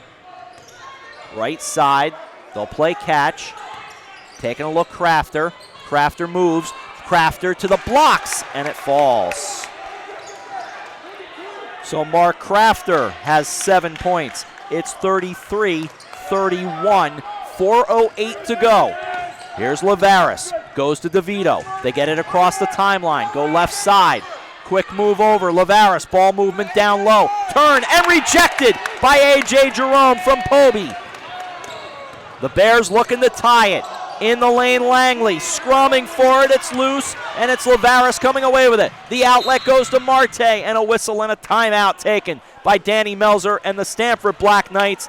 That's a full timeout. 3:45 to go. Time to catch our breath here at Stamford High School with the Black Knights leading the Bears by 2. You're watching the FCIAC on the HAN. Well, there's still a bite out on the water. Most anglers have decided to stow the gear for the winter. Just because Mother Nature isn't cooperating doesn't mean you can't see the latest models of all your favorite gear. With 2 convenient locations, it couldn't be easier to get your fix of summer. Boater, beach bum, fisherman, or simply love the New England coast, this is a unique place to shop. The Dock Shop, 51 Tokenique Road, Darien, 609 Riverside Avenue, Westport, or on the web, dockshop.com. You are watching the HAN Network, and you're not alone. Nearly 500,000 viewers enjoyed our broadcast in the first 5 months. Advertise on the network that reaches Fairfield County, Connecticut's most engaged audience. Contact Jessica Murrin, Advertising Director, at 203-273-7312 or email jessica@han.network. Back at Paul Kutzo Gymnasium, Stamford High School with Jake Zimmer, Frank Granito, I'm Rob Adams. Paul Kutzo, of course, the father of John Kutzo. Know that name very well. You know what other name I know? Frank Granito. Frank. So coming out of the timeout here, Stamford will have possession. Like to, again, see them get the ball into DeVito's hands, slow things down a little bit. It's been up and down all night long. We didn't think they'd be able to sustain it, but they've proved us wrong as they have done so this far. Frank, thank you very much. 3:45 remaining. Nice tweet coming across just now from CT Ferrari saying, great coverage of a great game. I love it. Please have more games. Oh, we will. Here's DeVito. He hits. And Jay DeVito has 10. Please extend to Ferrari our way. 35-31. Wouldn't we all love that? 3:25 remaining. Knocked away and taken away by Poby. Poby near side, gets the left hand on the dribble. The quick outlet down goes to Lavaris. Marte, what ball movement, but a foul underneath. And it's going to go on O'Hara. He got him on the arm. 9th team foul, 3:13 to go. It's 35-31. Very low scoring, but nonetheless gets the job done. Yep, Tom Keys wanted a double dribble there, screaming down, making sure that all the officials can hear him. Fortunately, it won't do any good. Ah, but that's the gig. Oh, of course. It's part of it. Darien beat West Haven, by the way, 4-1. That is a final. First free throw in and out, no good for Poby. He's 1 of 3 at the line. That's in boys hockey. Sam Knowlton added a goal. 5-1 on the season are the Blue Devils, but I still think right now the Greenwich Cardinals might be the best team in the state. Second free throw coming with 3:13 to go. That is no good. The Black Knights cannot hit. It's 35-31. So the Bears get to stay in the game. Far sideline Russell, who only has 6 on the night.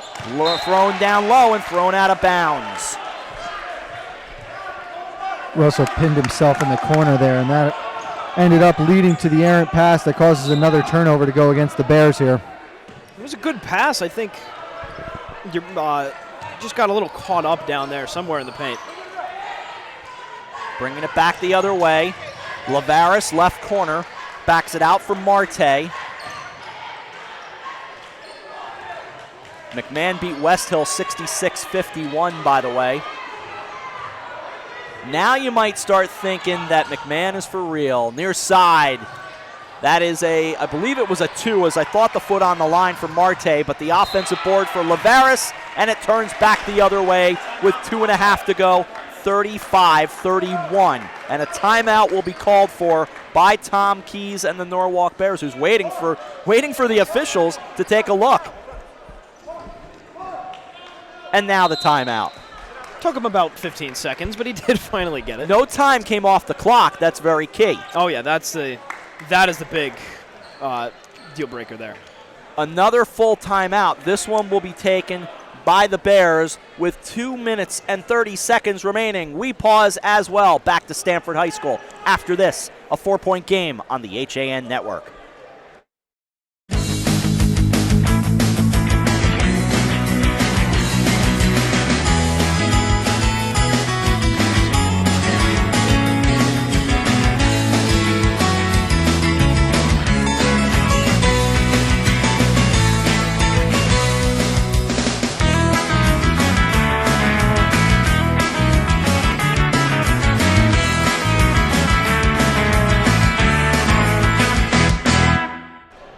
We would be remiss if we don't thank everybody here at Stamford High School, led by their fine athletic director, Jim Moriarty. Everyone has just made us feel so comfortable here tonight, and it's great. I said this at the beginning of the broadcast, and just like the other night when we worked at Alumni Hall, it's been years since I've worked a game in this gym. It's great to be back here.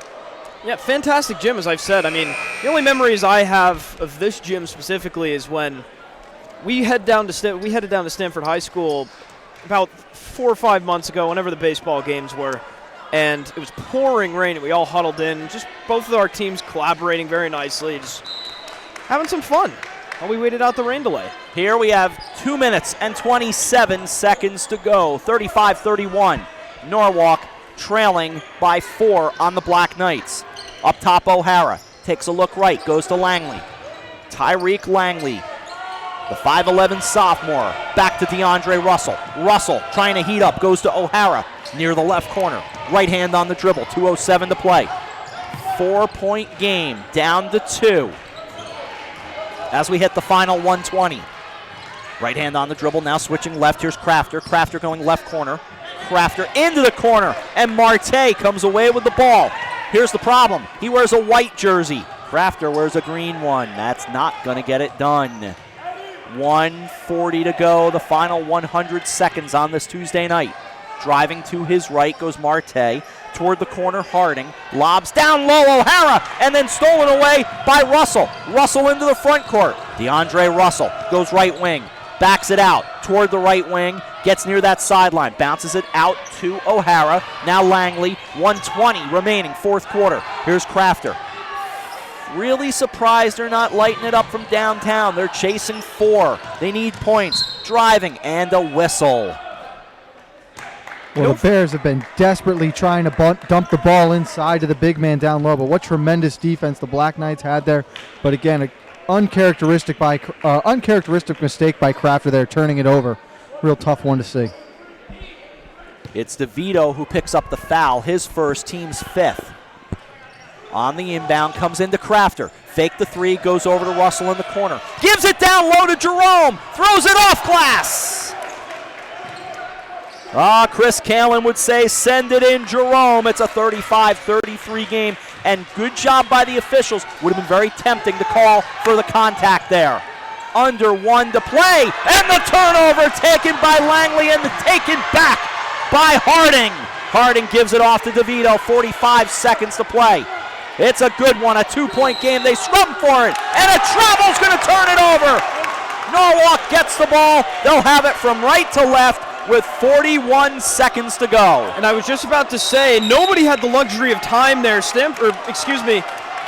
Norwalk had to pressure them really hard because they could have just let the clock run out. Stay here with 41 seconds to go. Frank, set up a play for me. Well, first of all, keep in mind the possession arrow right now is pointing towards Norwalk, which is a major advantage for them. You want the ball in Crafter's hands. I don't necessarily know that you want to go back inside, but they cannot afford to get caught passing the ball around the key like they have the past few possessions without trying to get a quality look. If I'm Norwalk right now, I'm trying to get a shot up at least before 25 seconds right now. Your thoughts?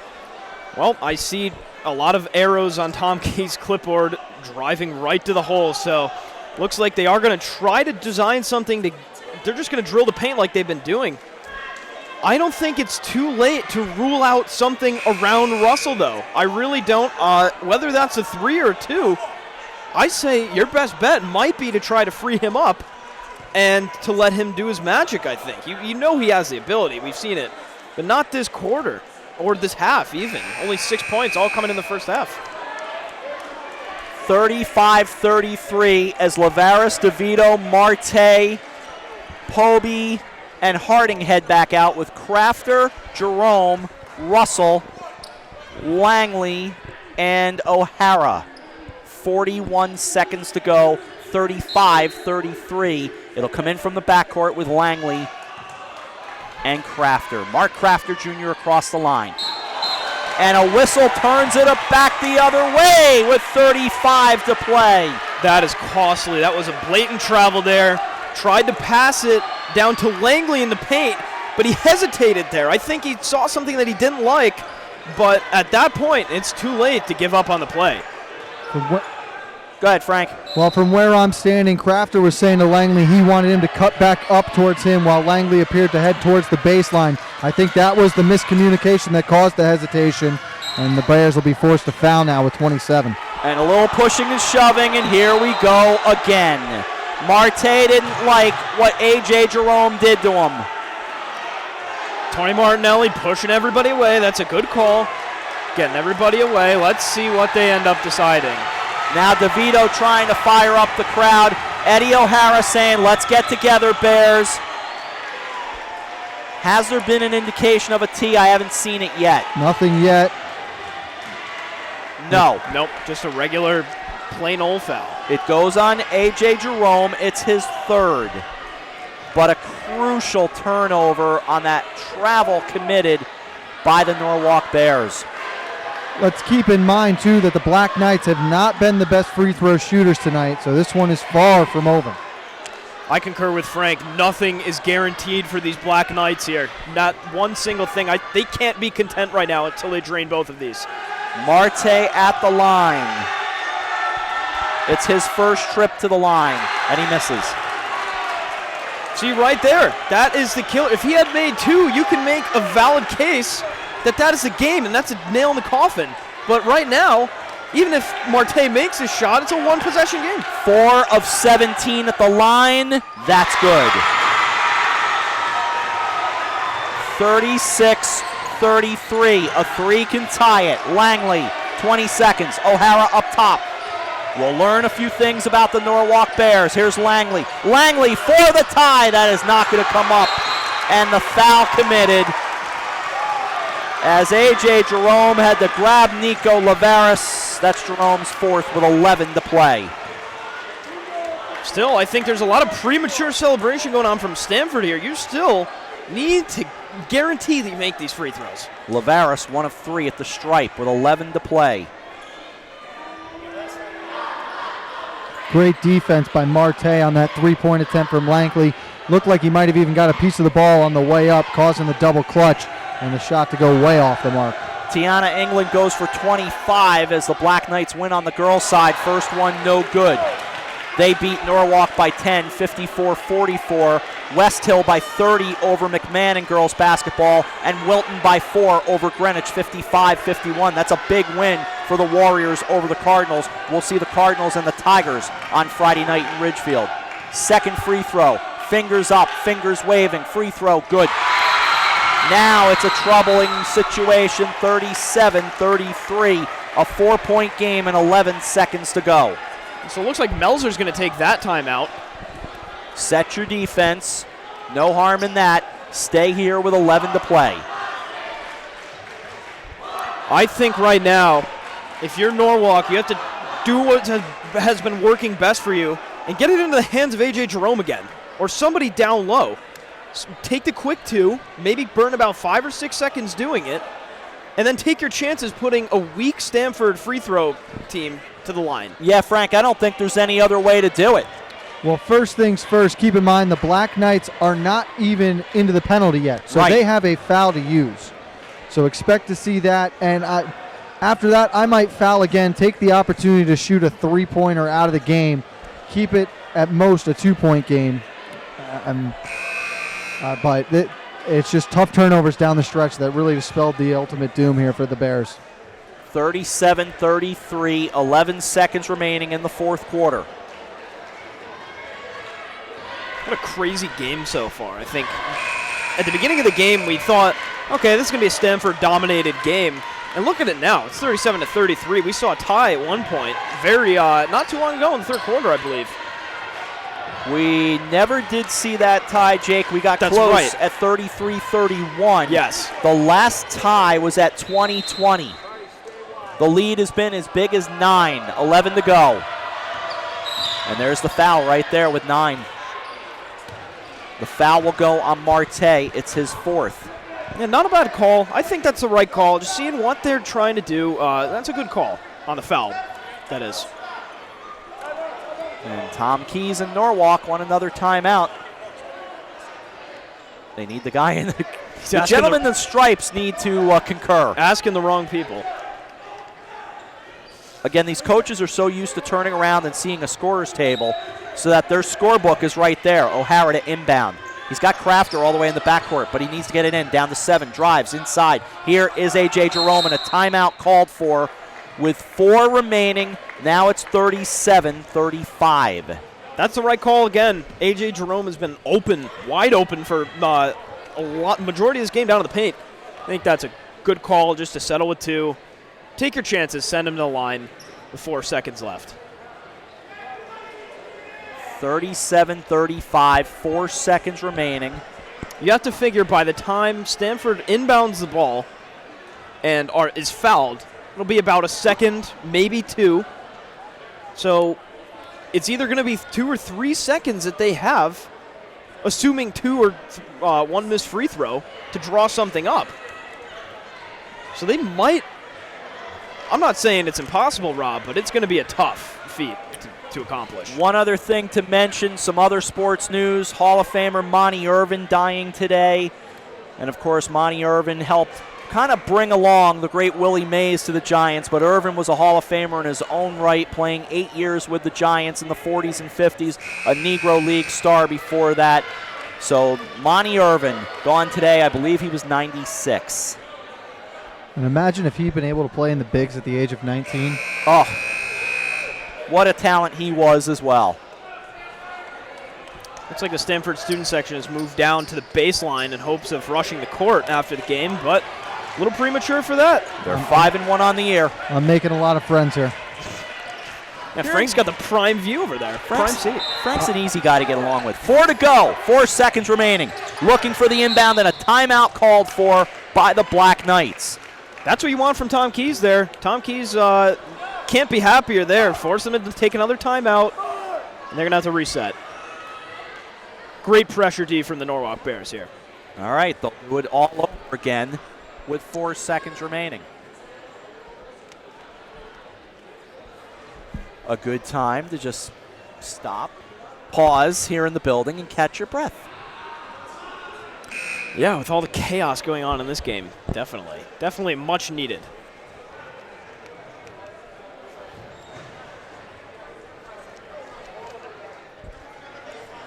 Four seconds remaining as you get a look around.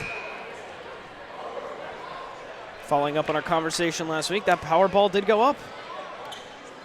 As you said, with less than a minute last week. My cousin told me he'd buy a sports franchise, and I'm not going to be his broadcaster. I'm going to be a scout, according to him. Yeah. Marte just confirmed he still is able to run the baseline here. We'll see what he does. And he's running it. Got a man in his face, and it comes in the quick foul with 3 to DeVito. And it'll be only 1 second that comes off the clock, so if that's any good news for Norwalk, it's another second to drop a play. 3 seconds remaining. Second foul on Eddie O'Hara. He'll be shooting the double bonus. As you watch Tony Martinelli walking with the ball in his hand, he will toss it to senior, 6'1", 170-pound Jay Jimmer DeVito. He's 1 of 2 at the line. 2 free throws should pretty much put a wrap on it. First good. Yeah, this free throw here will be the dagger, make a break right here. Number 2 gets the ball back. Tosses it in his hands. 1, 2, 3. Tosses it again. And the shot. Good. That's a dagger. 39-35. Ball comes over near side with 3. Gaynor throws it down. It goes off the backboard, and this one is over. And the Stamford Black Knights get a 4-point win on this Tuesday night. Low scoring, but the final score, Stamford 39, Norwalk 35. Look, it was a good one. It was competitive and it was fun. Oh, definitely. You can't even argue that by any means. What a phenomenal game that we saw here today. Score says it all, right down to the wire. Thought, as I just mentioned a couple minutes ago, we all thought that this would be a pretty boring game coming out of the gate with very, very low scoring, but ended up picking up the intensity very, very quickly, and before we knew it, fantastic game altogether. Good finish in the ball game, got fun late, but the Bears could never come up with that tying shot or the go-ahead shot even to get the Bears running here to their second win on the night. Just was not there for them. Yeah, I think the outside shot or lack thereof, that killed them tonight. That, obviously Russell with only 6 points, all of them coming in the first half. Norwalk Bears have seen better days from outside. We will take a break. We'll come back, see if we can grab a guest and put a wrap on it. Final score from the Paul Cookso Gymnasium on the campus of Stamford High School. The Stamford Black Knights get their 6th win of the year. They beat the Norwalk Bears 39-35. We're back to Stamford High School after this. You're watching the FCIAC on the HAN Network.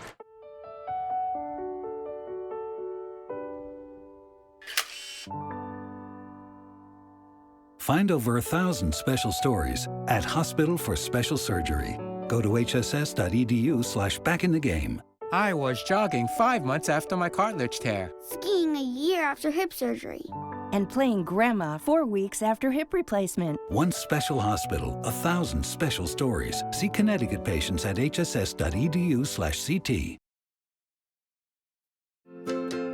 It's time to come back to hometown banking, where people are taken into account, not just balances. Where community comes first. A place where there's more than one kind of interest. Where automation will never replace consideration. Where they not only know your name, they know your dog's name too. It's time to expect more. It's time to bank well. Bank smart. Bank local. Bank well.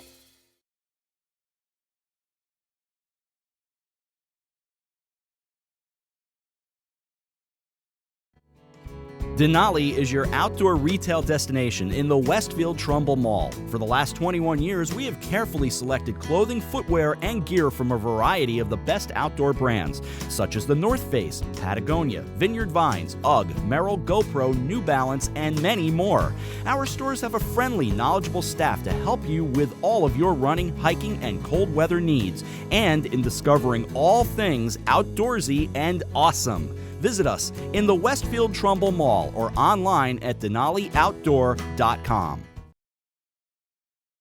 Well, there's still a bite out on the water. Most anglers have decided to stow the gear for the winter. Just because Mother Nature isn't cooperating doesn't mean you can't see the latest models of all your favorite gear. With 2 convenient locations, it couldn't be easier to get your fix of summer. Boater, beach bum, fisherman, or simply love the New England coast, this is a unique place to shop. The Dock Shop, 51 Tokenique Road, Darien, 609 Riverside Avenue, Westport, or on the web, dockshop.com.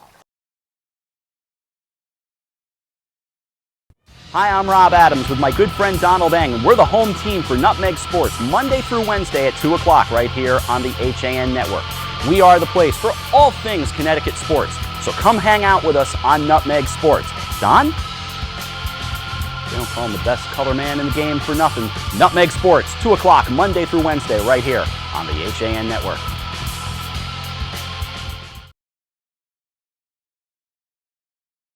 I'm Kate Chaplinsky. Join us for Coffee Break, weekdays at 11 to get the latest Connecticut news, weather, high school sports, and more. News doesn't get any more local than on Coffee Break on the HAN Network.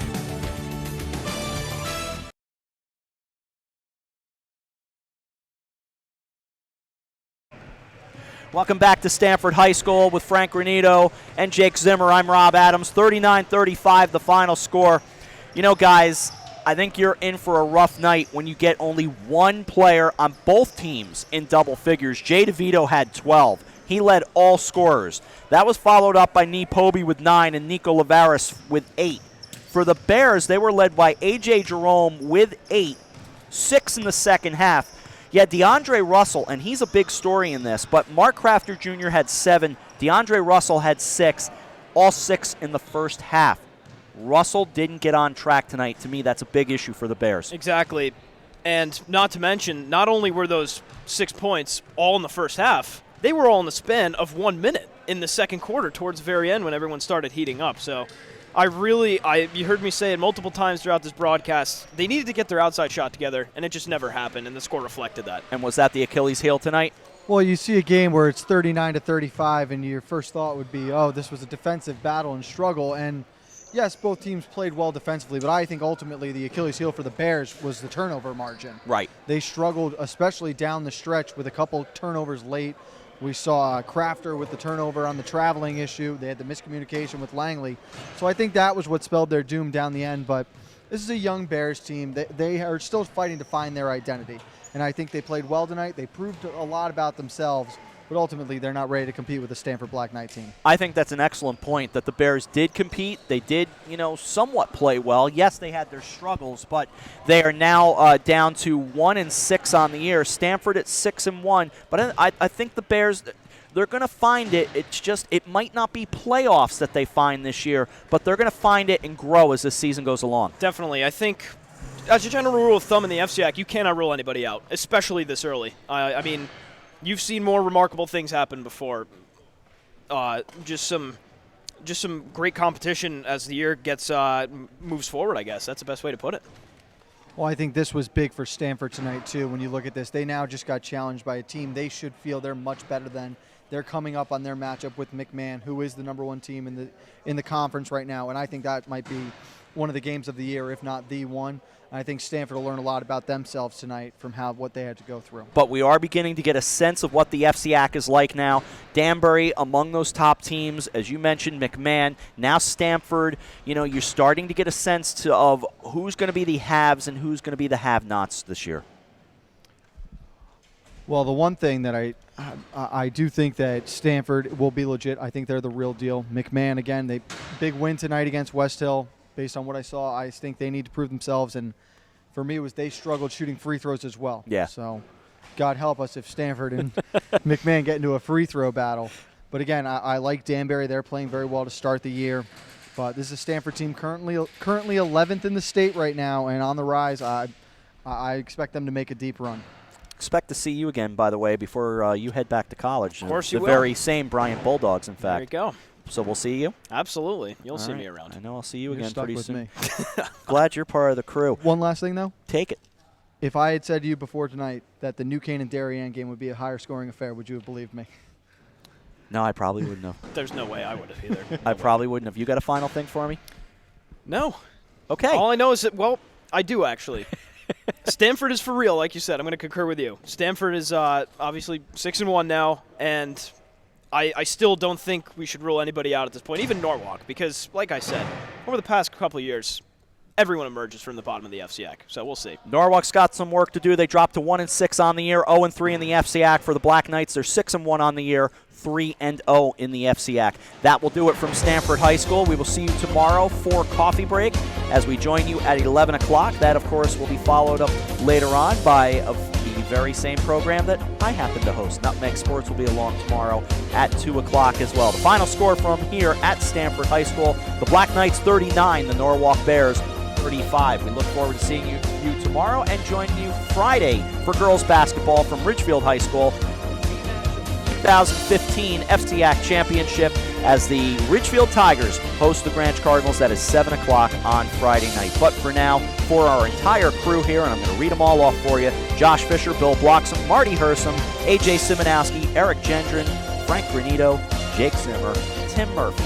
I'm Rob Adams. Thanks for joining us from Stamford High School. 39-35 the final score as the Stamford Black Knights get their 6th win on the year. Good night, the Paul Cook-Sojin. The preceding has been a presentation of the HAN Network, the leader for local news, sports, and entertainment in Fairfield and Westchester counties.